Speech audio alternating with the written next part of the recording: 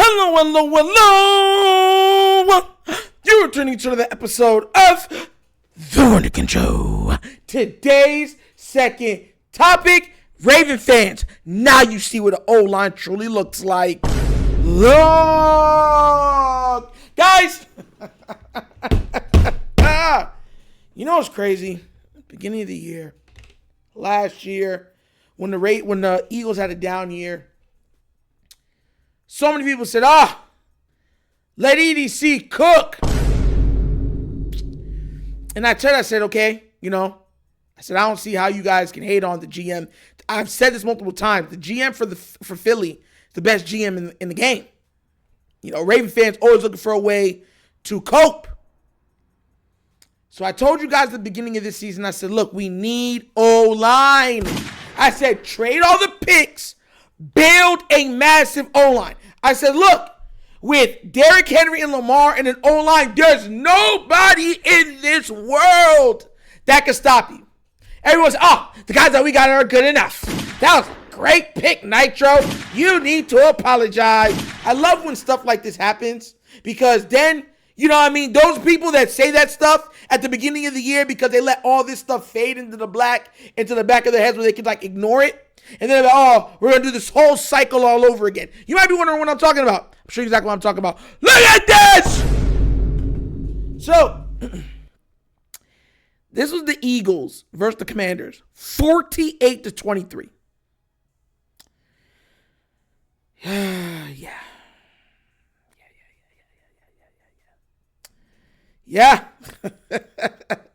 I want you to look at those 3 touchdowns. That's what I really want you to look at. I want you to look at those 3 touchdowns from Hurts, the quarterback. 10 of 16, meaning that's all tush push. Hands on the tush push. And Barkley, 3 touchdowns. You know why this is funny to me? Because I try to tell y'all, because remember, we got on it that with Derrick Henry with the 16 touches. And I specifically told everybody that the reason why Derrick Henry had the 16 touches was because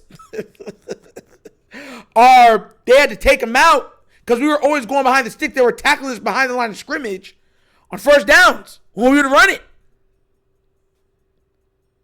That's why he only had 16 touches. And then they would put Justice Hill in. Justice Hill started to gash them with this straight line speed. That was my argument. I said the Ravens had almost 180 rushing yards. Who cares, right? Oh, my gosh. It's times like this where I try to tell everybody, y'all don't seem to understand this stuff. And I'm looking at it so I can see it because I can't see the entire thing on my screen. Exactly what these statistics look like. This is what an O-line does. Now do you see why I don't like Falele? Voorhees. Cleveland. I just rather would have had Cleveland in than Falele. He was that trash. Makari. Ronnie Stanley was one of the worst left tackles in football this year. No one's talking about it. The Ravens' run game is predicated specifically and literally on the greatness of Lamar Jackson and Derrick Henry because they know if you keep tackling Henry, eventually you'll injure yourself. And because Lamar forces you to do so much going side to side, it opens up lanes. Like, we can get by with a trash O-line. Name one position on the O-line that is better than what Philly got. Right guard, left tackle, right tackle, center. Please. Enlighten me. And once again, Barkley only had 15 carries. I get so tired of this, right? Because this is my problem with a lot of Raven fans, right? And look, we're part of the Raven. I got to talk real. It's like we're not allowed to call out the foolishness. This is why I'm trying to tell you, I don't even know how Falele got nominated to be a backup. They literally said, look, Lamar and Henry are so great that the only way they can be is that the O-line is good. So we're going to give the O-line some love. That's ridiculous. That's not the case. If you watch tape, a lot of times Falele is getting beat. Why do you think there were so many games that Derrick Henry in the first half, they're running him and he'd be like 12, 13 carries for 30, 40 yards? Then finally, he would break one in the third or fourth quarter, and that 14 carries for 39 yards just turned into 15 carries for 88 yards. This is the stuff I be talking about. We're playing guys that can't play. And we're not even going to talk about I'm going to talk about that tomorrow. All of the turnovers that their defense forced. Lamar's defense has forced, I believe, 2 turnovers since he's been drafted. 2. Uno. Dos. That's it. That's all they forced. O-line has been trash. Receivers are dropping balls. This is his first year with a great running back. And people are saying, oh, it's not fair. Lamar finally has hell. Oh. Now you see why I got mad at the Pro Bowl selection. I'm like, bro, there's no way the Ravens have this many Pro Bowlers. I know who's Pro Bowlers on this team. Like real Raven fans that are not like, oh, purple is everything. Purple juice. Oh, just throw it all over me. No. We know who the real Pro Bowlers are. Who are actually Pro Bowlers and all pros this year. Hamilton. He deserved it. Ricard deserved it. Derek deserved it. Lamar deserved it. Humphreys deserved it. That's where it ends. That's it.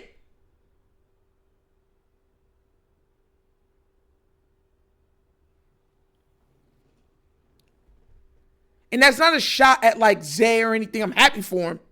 Truly happy for him. Because this is going to help him get his money. But what I'm saying is, you're looking at guys, what I've said multiple times, there's guys that are legit better than them. Like, I can name legit 14 receivers that I pick over Zay Flowers right now. 14. That's not hate. I'm hoping he keeps going up. But if anybody's saying, nah, Nitro, you're crazy, bro, then you're lying to yourself. Lying.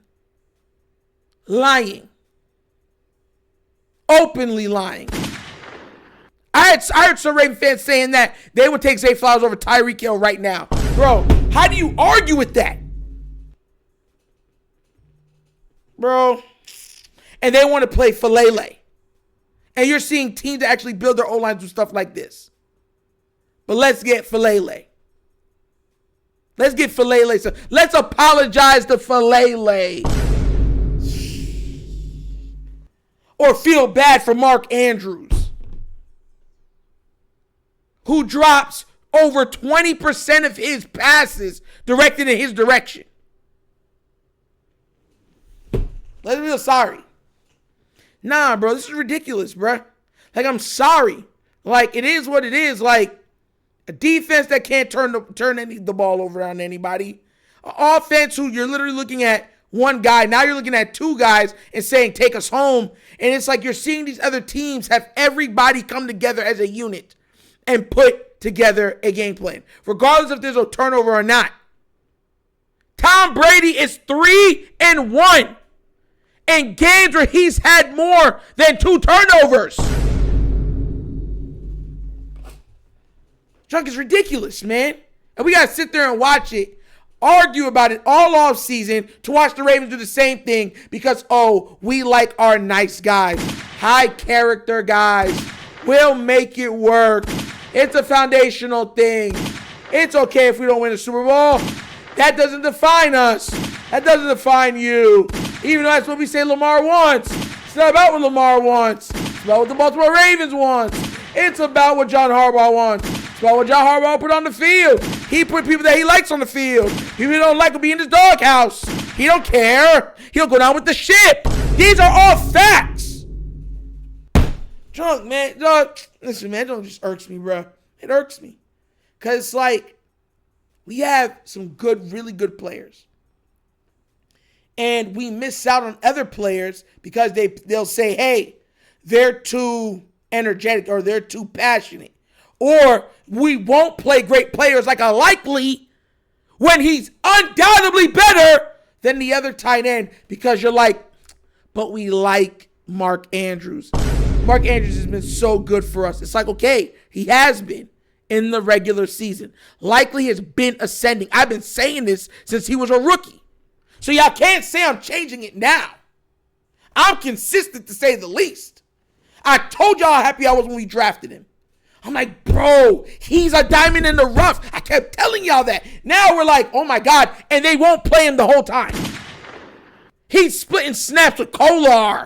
Like, bro, so we're not even playing our best players. And then you expect people like me to be like, oh, it's okay. We're running back the same way next year. It's nasty work, bro. It's just nasty. Nasty. Like, there's no way Falele beat out Cleveland. And we are watching this man, John Harbaugh, have players on the team that can play and not playing them. Why are we still playing Stevens over Trey White? Ask yourself these questions. See what I'm saying? Like, and y'all expect me to be like, oh, it's okay. It's all right. Nasty work. Look at this. 3 touchdowns each. Imagine if Jalen Hurts could actually run like a Lamar. It'd be over, bro. It'd be over. They would be unstoppable. You could not beat them. Could not beat them. But what do you guys think? Were you surprised by those numbers? Are y'all finally agreeing about what the Ravens need? Let me know what you think down in the comment section, please, all right? But as always, that's the episode of The Wunderkind Show! Thank you for watching. I know we get down. We have fun and we laugh. But everything we talk about, we're doing what? Facts and truth. Please do remember, like, subscribe, hit that notification bell, leave a comment. You know I love the comments. If you have not done so already, check out The Wunderkind Show's Patreon. Yes, 3 tiers of content goodness, one for your consumption. Give it a look, give it a try. Let me know what you think. And if you'd like to donate to this channel, help out with equipment and such stuff like that, bottom of the screen, QR code. QR codes to a Cash App. Cash App located in the description of every video that we do. Name of it is money sign The Wunderkind Show. Super easy. But once again, this is The Wunderkind Show. This is your host, Dr. signing off. And as always, you know my slogan. Peace. And I am out of here. Huh? Yerp. Finish him, Daddy.